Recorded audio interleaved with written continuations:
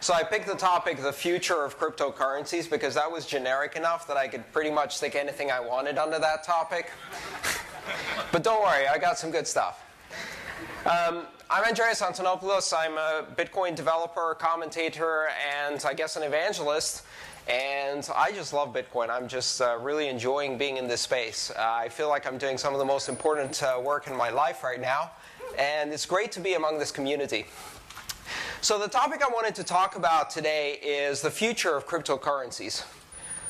And we're at the moment at the birth time of this incredible phenomenon that affects so many things in the world around us. And we don't really know where this is going.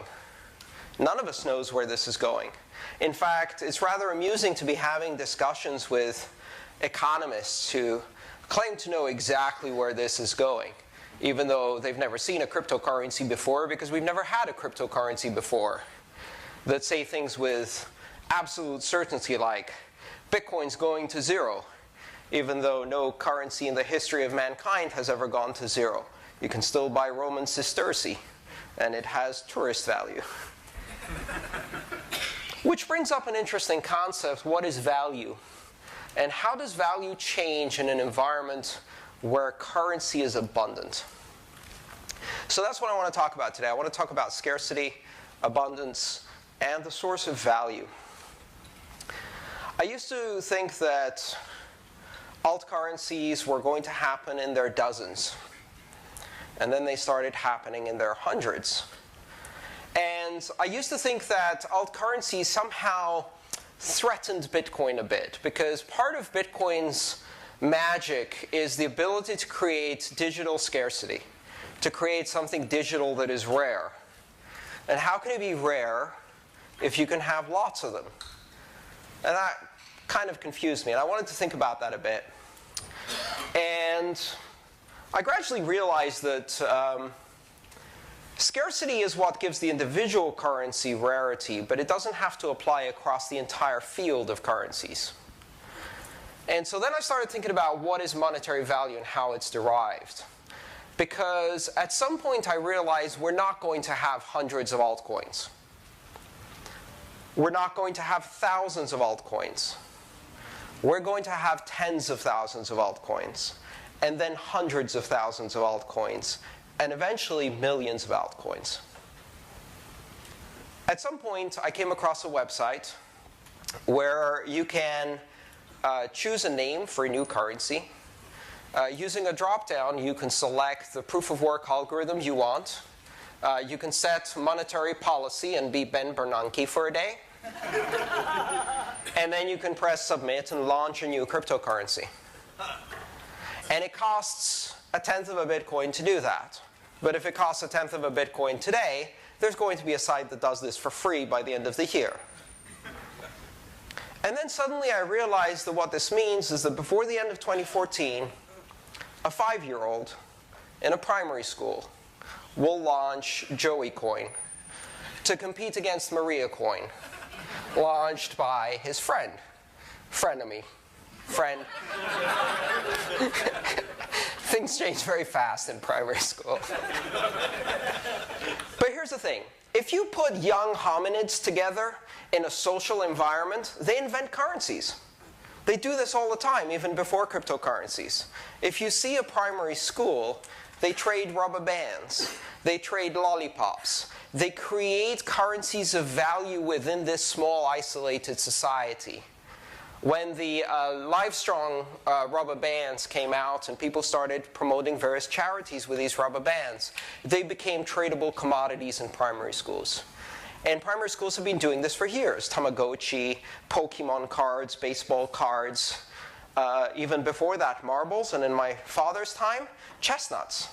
So they could play knockers, which is a weird game that involves banging chestnuts against each other. But here's the point. Currencies emerge when you have the social structure for currencies to emerge. And the reason that currencies emerge in that manner is because currencies are a form of communication. Currency is a language. It is a language that allows people to exchange information about value. Not always monetary value. It's about value of friendship. It's about value of popularity. It's about value of celebrity. It's about value of brand. And all of these things have value, not necessarily monetary value. And currencies are the language by which this value is expressed. So within the primary school environment, currencies emerge, even when they didn't have the ability to create currencies. My friend Davi Barker and I were discussing this topic yesterday, and he told me a bit about Emperor Norton, who was this man in California who made a fortune selling pickaxes to gold miners and mining equipment, because that's how you make the most money, is not by mining, but by selling the mining equipment. And yeah. And then he did a bad deal which involved buying rice, and he lost all his money.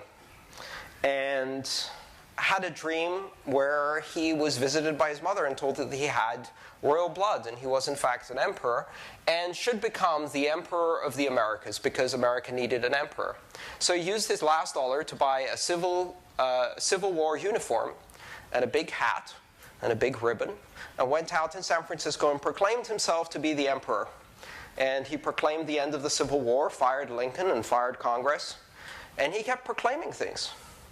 And people started paying attention, and they thought he was ridiculous. And he created his own currency, and people thought he was ridiculous.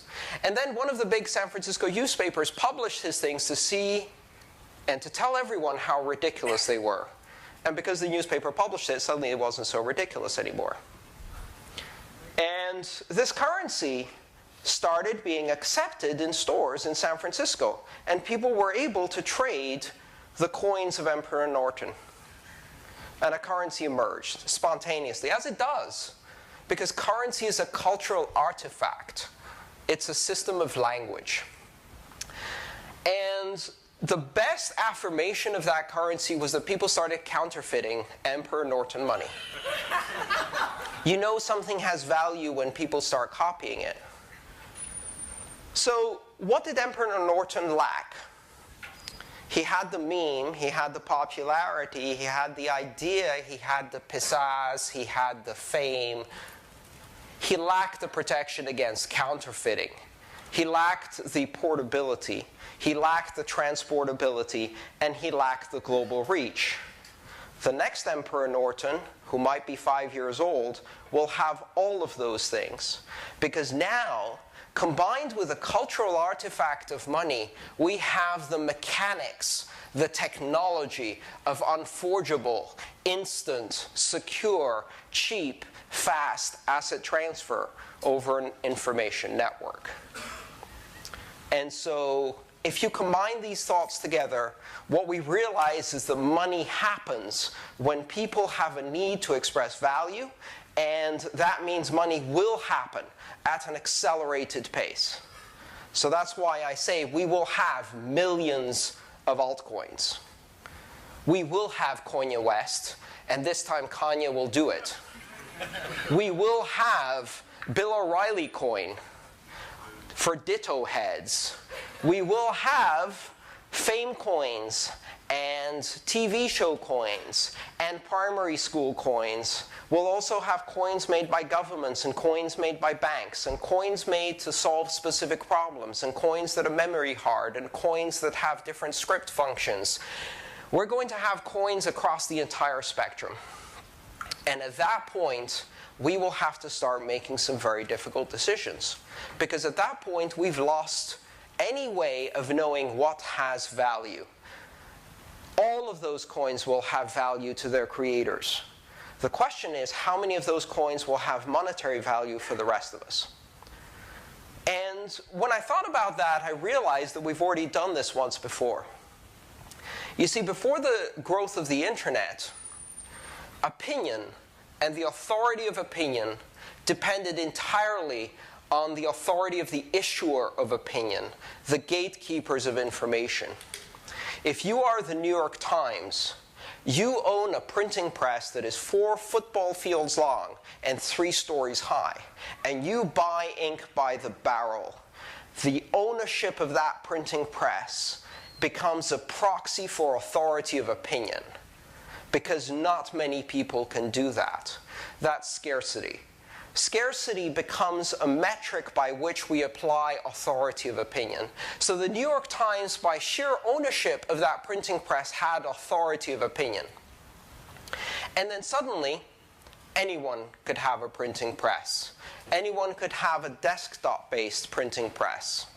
And just at the same time that an Egyptian blogger on the front lines of the Egyptian revolution suddenly had an opinion that was relevant, that was timely, and that was authoritative, at the very same time, New York Times was publishing bullshit by Judith Miller to drive us into a war. And so our world was flipped upside down because the sources of authority were crumbling before our eyes. And at the same time, millions of other opinions were coming out, which had no apparent, no intrinsic source of authority. And we had to recalibrate our world to understand authority of opinion as a matter of content, not source. Opinion was now not about who issued it, not about who distributed, and not about how big their printing press was, but about how close to the information they were, how relevant that information was, and how many people were able to use that information to gain knowledge. In the new world of cryptocurrencies, governments and sovereigns no longer have authority that is created by the ownership of the printing press of the Fed. Authority now is derived by the use of the currency.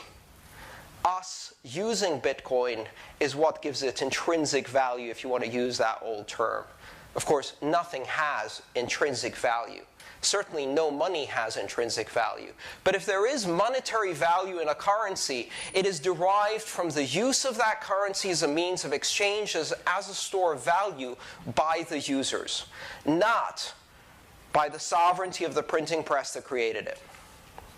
So we now live in a new world where we will have millions of coins. And some of them will be Joey coin and Maria coin and Kanye West coin. And some of them will be really important coins in the world financial environment. And here's the funny thing. We'll have no idea when one turns into the other. Because the line between a coin that's a fad and a coin that has monetary value is simply an adoption threshold. It's an issue of critical mass. At some point, the network effect, the viral adoption patterns of a currency become big enough within a locality that that currency acquires monetary value. And it acquires monetary value because increasingly the majority of the people you interact with speak the language of that currency by exchanging it for other things of value. And we will have no idea how to distinguish between the two. Imagine a world where a decade from now, a Central African Republic has de facto adopted, through use of more than 50% of its GDP, as its national currency, Dogecoin. And not a single person in that country has any idea what that silly dog is doing on their coin. But guess what? Most of those African countries had no idea what that silly white old lady was doing on their money. Queen Elizabeth. And there's absolutely no difference between the two.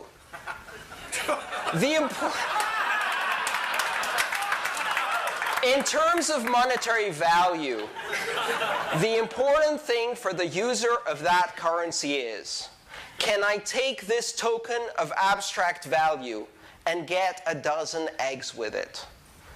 We've seen this happen before. M-Pesa started as a means for families to exchange cell phone minutes. And one day someone went to a store and said, I don't have any money, but I have 2 minutes left on my cell phone. If I give you a minute, can you give me 3 eggs? And a currency was born.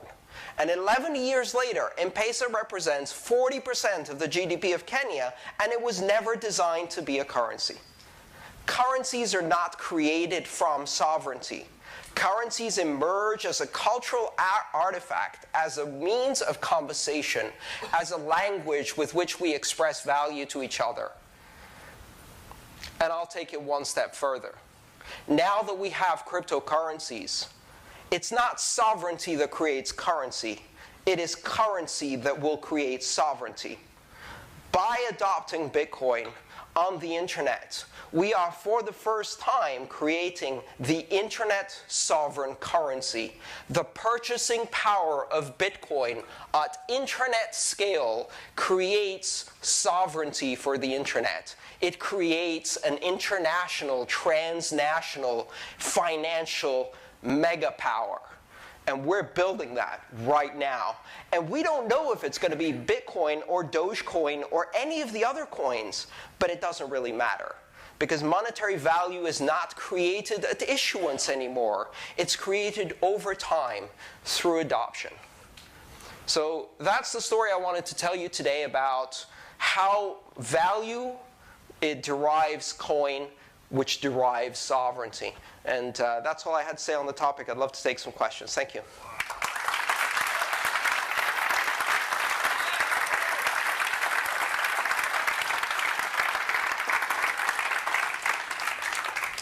All right, if you want to line up somewhere here, we'll put a microphone in front of you so you can ask some questions. Anybody? Nobody?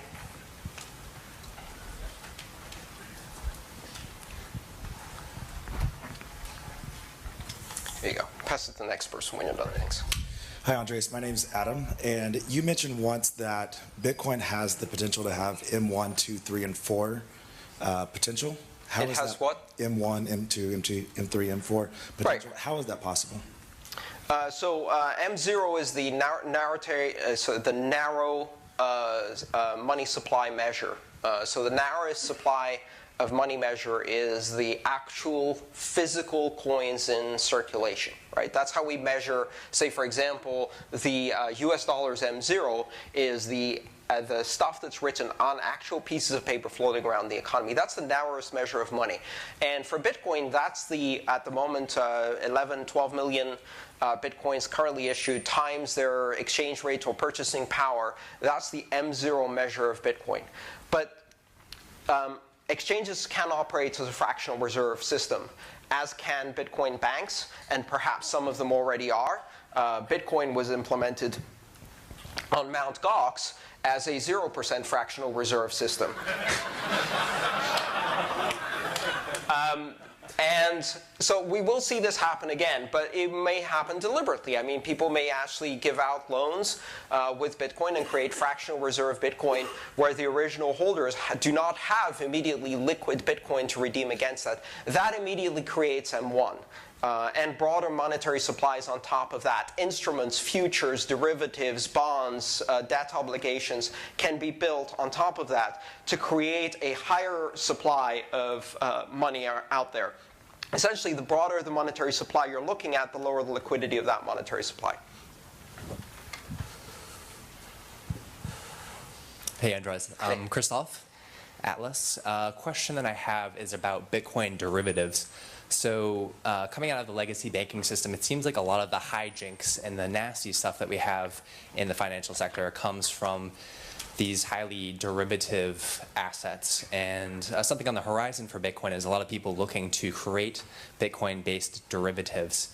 And I know that a number of people have fears about this, that somehow that the stuff that goes wrong with US dollar and other fiat currency-based derivatives are going to come to haunt US or the Bitcoin, or that somehow these derivatives will allow governments to manipulate the price of Bitcoin and metal in it. Do you have any thoughts on that topic? Yeah, I'm not worried about derivatives because there are derivatives and there are derivatives. A lot of what we see seems to be the result of out-of-control derivatives, but it isn't. It's a combination of the result of out-of-control derivatives built on unsound money that has infinite inflation potential through a central bank that can do whatever the hell they want, whenever the hell they want, without seeking the consent of the governed. Keep in mind that derivatives are actually thousands of years old. The first derivatives were created in Venice in the 15th and 16th century in order to sell essentially futures on tax receipts by Venetian families, and in order to fund, well, war, as always. And so derivatives themselves are not bad. In fact, some sorts of derivatives can provide very beneficial results for the economy. For example, at the moment, there's no ability to short Bitcoin. You cannot take a position against Bitcoin and benefit from it by borrowing Bitcoin, selling it, and then buying it back at a later date at a lower price.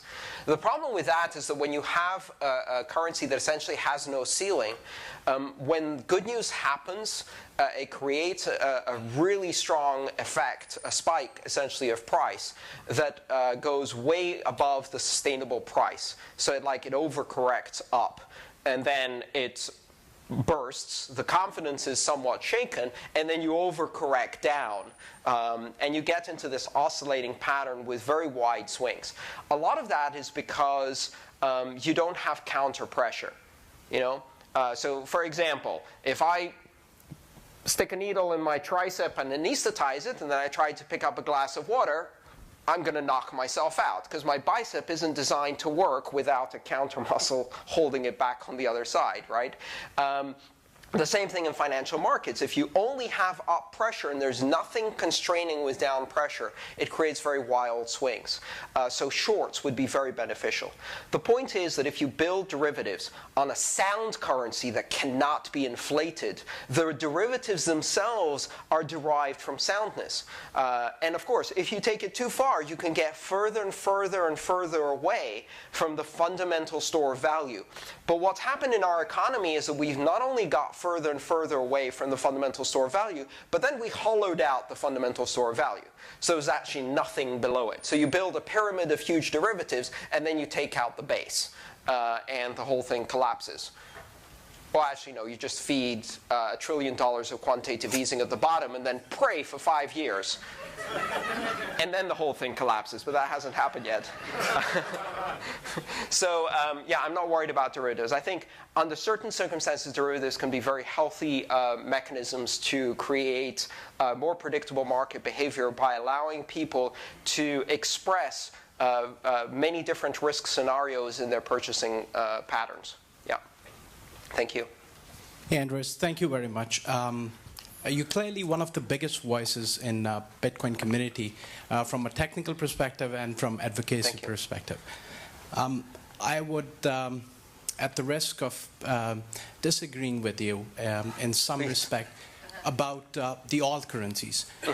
I agree that there's a space for alt currencies, and while 2, 3, or 5, or 10 were okay, the fact that where we are going towards, where you now, in a very loud voice, and the reason I say loud, it's the most effective technical voice that exists in the development community. When you say there's got to be thousands of alt currencies, what is that doing to Bitcoin itself? Okay. And I've listened to your interview with Adam Back as well. And we have a different approach with Adam. Right. So let me just answer your question directly. I think I understand where you're going with this. So let's talk about the distribution of these currencies, because I think it's important to understand how these currencies get distributed. What we see in environments that exhibit network effect, and they exhibit open networks where you can have inclusion and expression at very high rates, is instead of seeing a normal distribution, which is a typical bell curve, what you end up is what's called a power law distribution. And a power law distribution is the same thing you see in terms of artists and their sales on iTunes, or products and sales on Amazon.com. A power law looks like a very big peak at the top, and then it drops down dramatically, and then you have a long tail. If you haven't read the book The Long Tail, I think it was by Chris Anderson, definitely worth reading, because he talks about power laws and network effects, and it applies to currencies even though this was before cryptocurrencies. What I expect to see is that gradually Bitcoin will end up with 50, 60% of the market share. I'm just guessing numbers here just to illustrate the purpose. 50 or 60% of the market share dominating the top of the power law. and then maybe 3, 4, 5 useful altcoins that have niche applications, primarily with features that Bitcoin cannot co-opt, cherry pick, or include in its roadmap, perhaps because they're completely antithetical, like inflationary instead of deflationary, because they're fundamentally discordant, like a different proof-of-work algorithm or proof-of-stake algorithm, etc. Those will come to fill in the environmental niche below with 5 or 6 coins. And then you have this very, very long tail that keeps getting longer and longer and longer with tinier and tinier and tinier market uses until you have coins that are used by 20 people in a club in order to play their weekly poker game, because it's an easier way to manage the accounting. Why not? And most of these will be irrelevant to the people at large. So here's what this does to Bitcoin. Every new currency that comes out competes for attention with Bitcoin, but it also validates the primary idea of cryptocurrencies, and thus it feeds directly into Bitcoin. Bitcoin is the oldest, Bitcoin is the most stable, Bitcoin is the most used, Bitcoin is the most trusted, Bitcoin is the most distributed currency, and it is achieving a network effect unlike we have ever seen before. You have the network effect of 100,000 nodes, you have the network effect of millions of dollars of ASICs that have been embedded into this ecosystem, you have the network effect of 50,000 merchants and growing, you have the network effect of 2.5 million users, all of these things feeding into each other and based on money, real economic investment. And now startups and jobs and employees in these startups and developers who are learning the skills. And increasingly, Bitcoin protocol being embedded in chips that can't be modified very easily. Bitcoin's network effect is absolutely incredible. In fact, the real issue is not whether an alt currency will displace Bitcoin. I don't think that's going to happen. In fact, I think the bigger problem we're going to have is that we're going to find it harder and harder to upgrade Bitcoin. Just like IPv4 became so dominant, we've spent 16 years trying to upgrade it to IPv6, and so far, with not much success. And that's just replacing it with its upgrade, right? And we may see the same thing with Bitcoin. It will become increasingly difficult to achieve consensus for hard fork upgrades. So I don't see any of this affecting Bitcoin other than increasing its power, increasing the dominance of cryptocurrencies. Keep in mind that any cryptocurrency that comes along has to prove stability and has to show that stability over a period of time. And in the meantime, Bitcoin has built a 5-year honey badger track record. Sure. All right. I don't want to argue on the point, but I'll make a couple of sure, please. rebuttals on this. The only thing is, you've recently read the mail from Gavin Andreas and as well as Mike Hearn, both of them asking one very specific thing. Bitcoin doesn't need much developers, they need much testing. Every single developer today who's spending time developing an altcoin because 5 people around him, business related mostly, they're saying, hey, you know what, there's a pump and dump opportunity, or whatever the case might be, whatever the incentives might be. Sometimes they're genuine as well. And it just leads that developer not devoting the time towards Bitcoin development or testing, right? And they're spending the time. Yeah, I'm not worried about that again because there are hundreds of startups in the Bitcoin space hiring thousands of people, many of whom are developers, many of whom, when building their applications, are testing Bitcoin in new environments and new scenarios. And we're going to see maybe 100,000 new developers join Bitcoin in 2014. This is a brand new space, and we have something that other spaces don't have: jobs. Paying jobs. I have one of those jobs. So I'm not worried in the slightest. We're on an exponential growth path. We're going to have an abundance of developers. We haven't even seen the real emergence of India, China, Russia, Brazil, et cetera, in terms of them adding to the developers pool. So let's let someone else take the next question. Thank you. I have a question about jobs, actually. Given that we're going to be able, with Bitcoin, to automate entire industries in a world population that continues to grow with a shrinking need for labor, what are we going to do about the job situation? Well, I think we're actually going to be able to bring a lot more productive capacity online from all around the world. But it's not about replacing jobs. It's about creating new ways of interacting in new types of economies.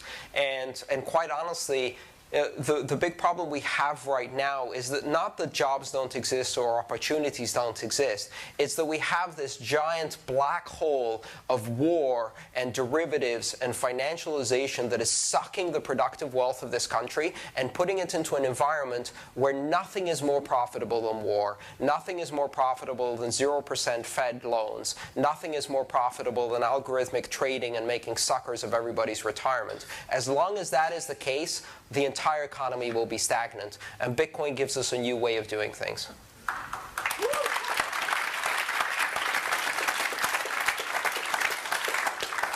Hi, Andreas. Thank you for being here. My name is Rado, and I have a question for you. Yes. As a person who really wants to have his children and grandchildren living in a world that's entirely voluntary, I would very much like to see Bitcoin play a major role in ending coercive relationships.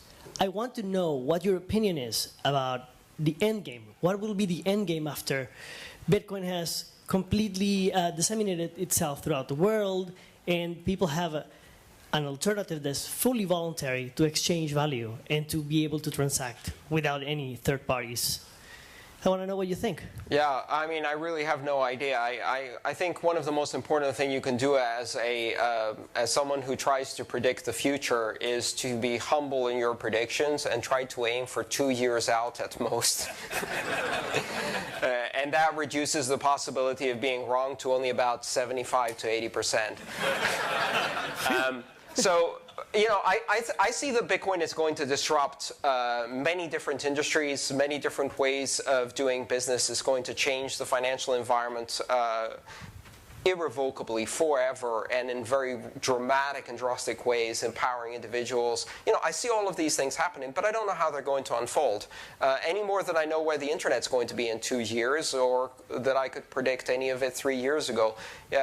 This is riding one of the most wild rides in the world. It's you know, the exponential dragon, and we're on its back. And so I don't know, and that's great, because neither do the people who are trying to stop this.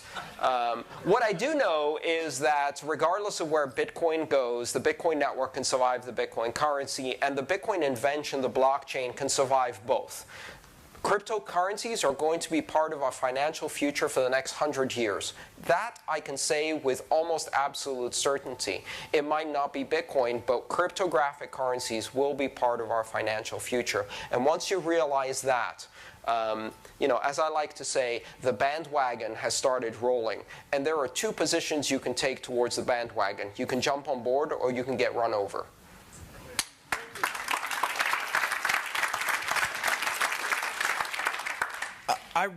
I'm from West Texas, and I work in the oil and gas industry. And, my condolences. I'm sorry? And one of the things that I've read recently is that 80% of the world's mineral rights are owned by governments. Mm-hmm. And that's one of the reasons why Texas had such a good economy, is because the decentralization of the ownership of the minerals. Mm-hmm. And I know that I'm not a very techie person, but I know that they say that Bitcoin has a lot of uses outside of currency. In your mind, do you see a use where property, a title to property could be tied to a Bitcoin that could be, that way you don't need so much a government, but like, you know, in those third world countries where they're sitting all that dead capital.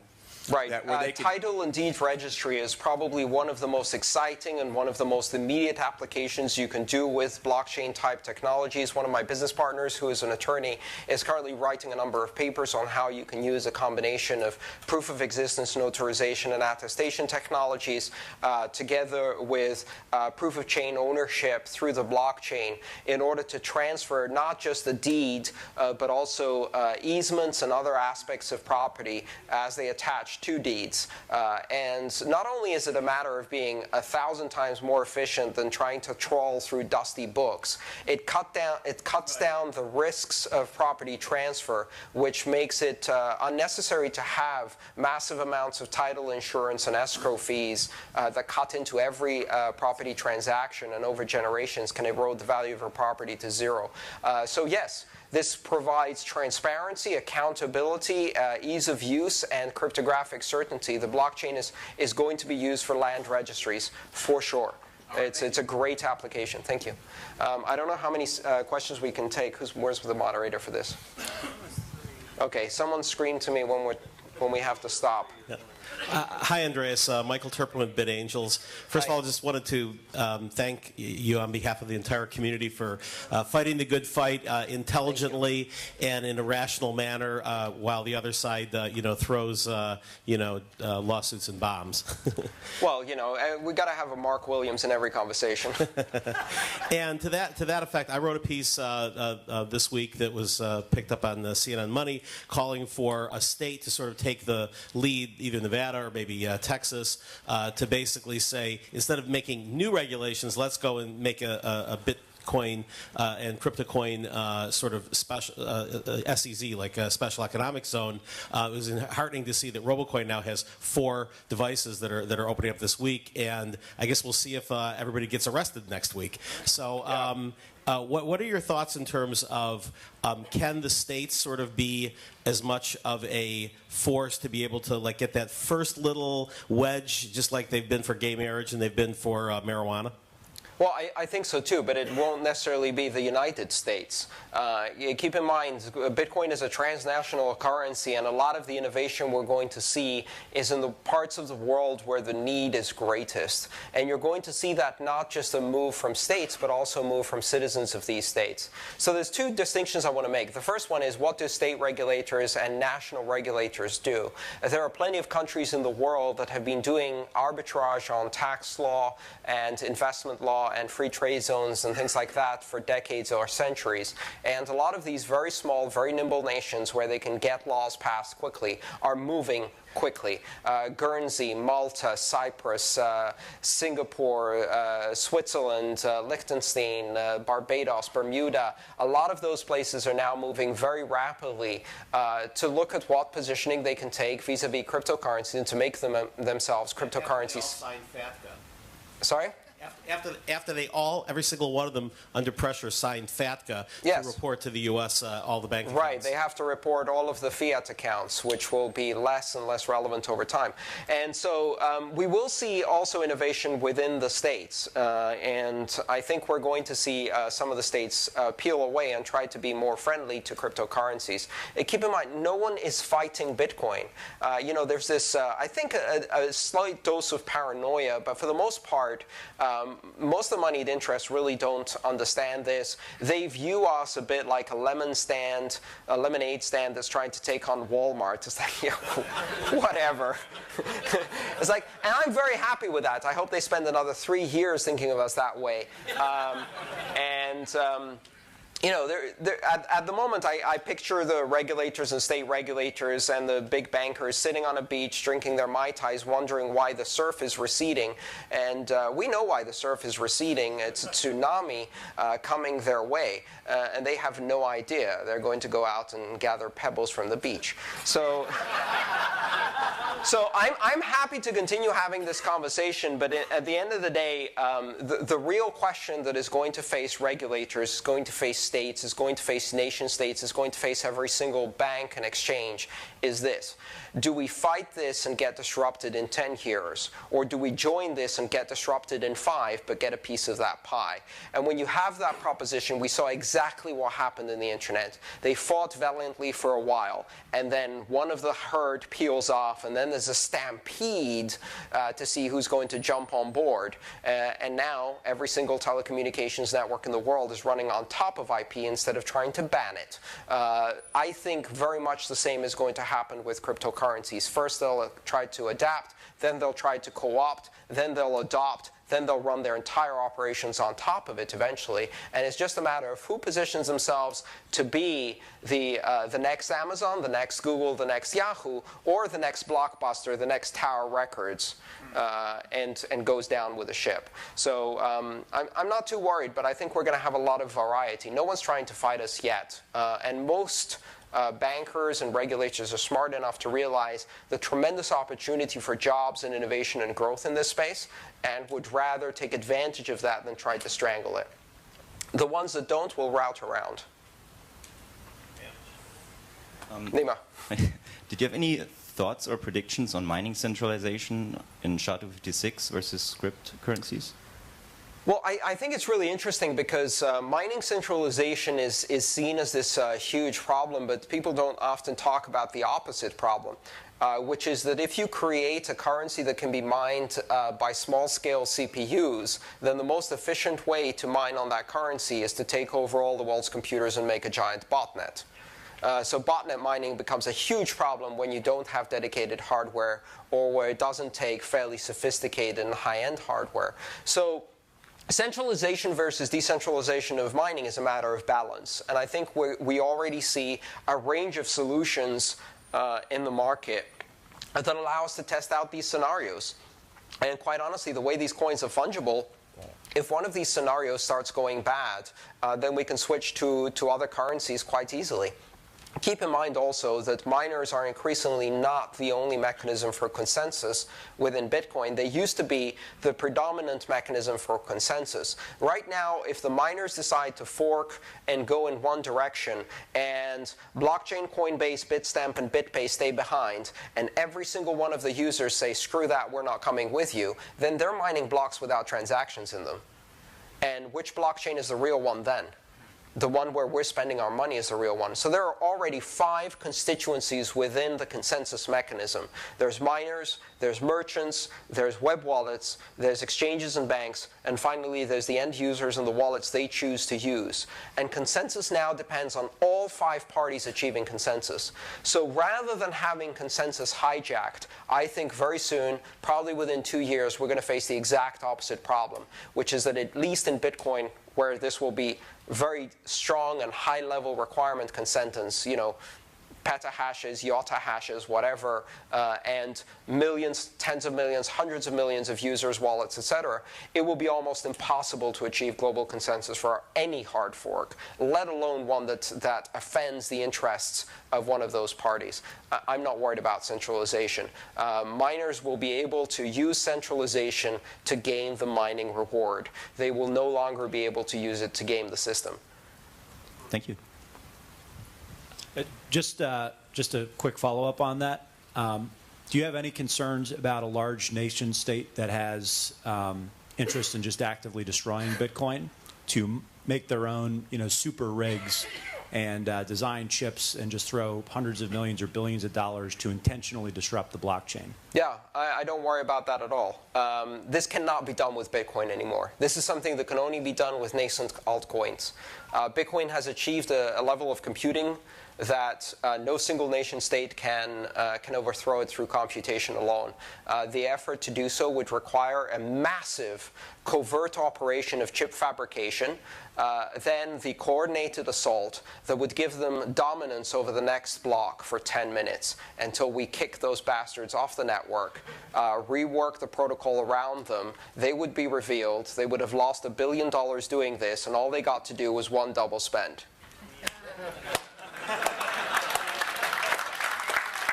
Now, here's the thing.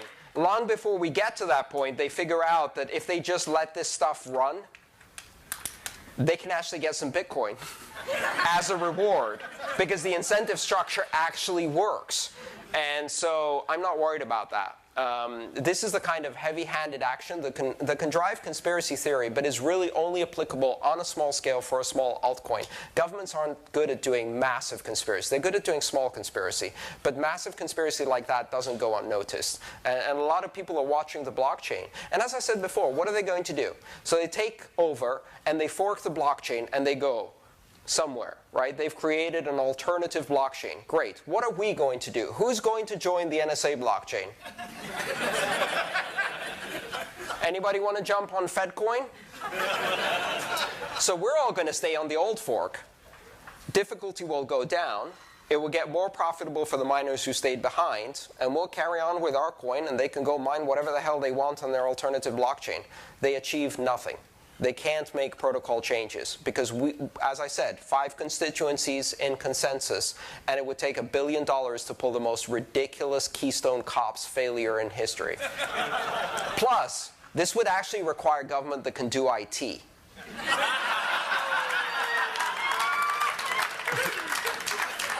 You think they can organize a massive mining rig? Go check out healthcare.gov. right. Let me take another question here. Well, just one quick follow-up. It would require changes to the protocol, as you mentioned, SWIFT changes in the event of a double spend by a nation like that. Are you concerned with the lack of investment in the core dev team right now? No, not at all, because there is no core dev team. This is a big misunderstanding, is that people say, who are the core devs? The core devs are the people who are developers and write stuff for core. If you are a developer and you write stuff that goes into the core Bitcoin D, you are a core dev. There is no ceremony where Gavin Andreessen comes out, pulls out his sword, and says, by the power invested in me by Satoshi Nakamoto, I name thee core dev. That's not how it works. This is an open source project. Anyone can contribute code. And if the need arises and we need a really rapid patch, I'm going to be writing code. Who else in this room is going to be writing code for Bitcoin D to save Bitcoin D from the banks? There you go. We're all core devs. No worries. Thank you, Andreas. I'm Morpheus, and my question is with tinkering with Bitcoin as we go further and further into the future, it's possible to do things that are going, like our government. We started off with a pretty good idea, and now we're heading into the police state. Over the course of time, making these little tweaks that create problems that make it people not want to use Bitcoin. How do you see that these tweaks could be used against it, so to speak? Yeah, I don't see that as a problem. I mean, really, this is a system that removes the central levers of power. It decentralizes power and diffuses it in the hands of so many people that actually modifying the system to take control becomes increasingly difficult. That's the magic of the decentralized blockchain, is that consensus is spread among so many different players. Essentially on the blockchain, we have an election every 10 minutes. And if we decide to vote differently, vote with our wallets, vote with our web wallets, vote with our exchanges, and vote with our mining gear, we change the election. And we have that election every 10 minutes. That is a system that is designed to be compromise-proof.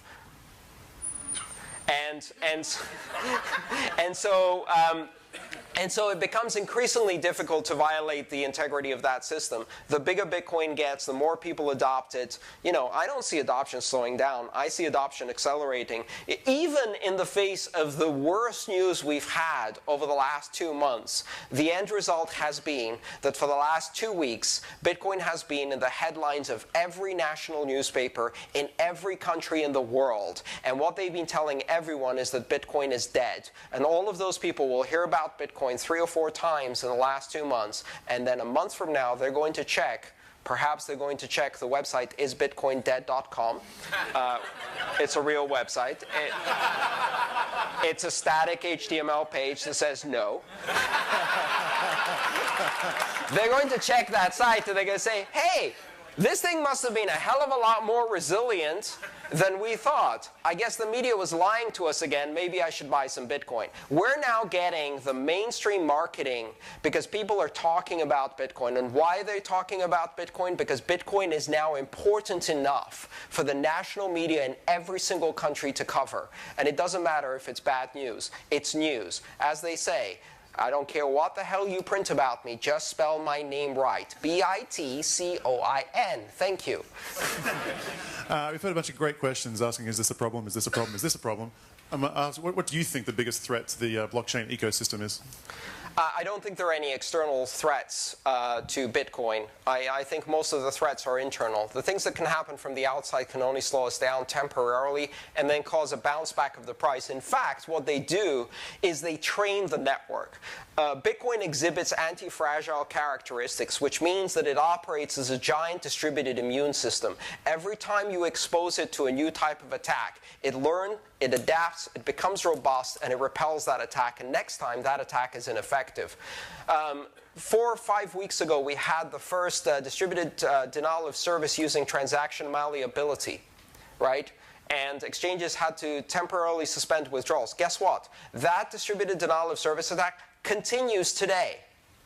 No one is affected anymore because the network is now immune to that type of attack because it became more robust. Over time, as Bitcoin gets attacked, it becomes more and more robust. I think the only thing you can do is delay Bitcoin, and we can have fundamental problems within Bitcoin within the code base. I think these are extremely unlikely. If they do happen, we can fix them. If we can't fix them, that's even more unlikely.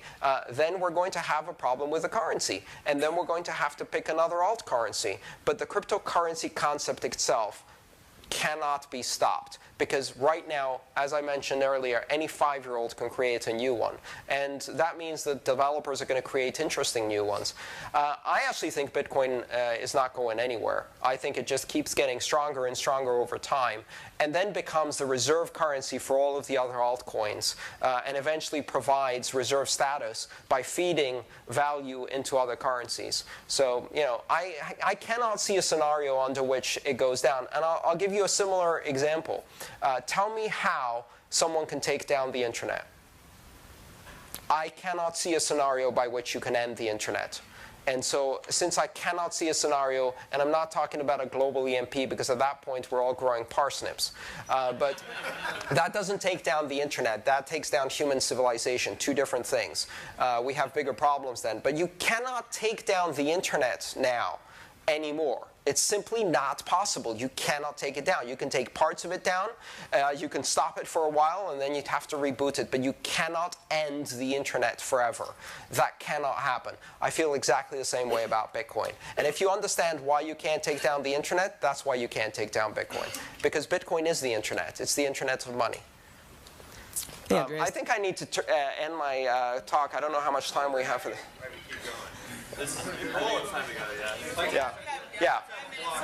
There are other sessions. Thank you so much. Appreciate your time.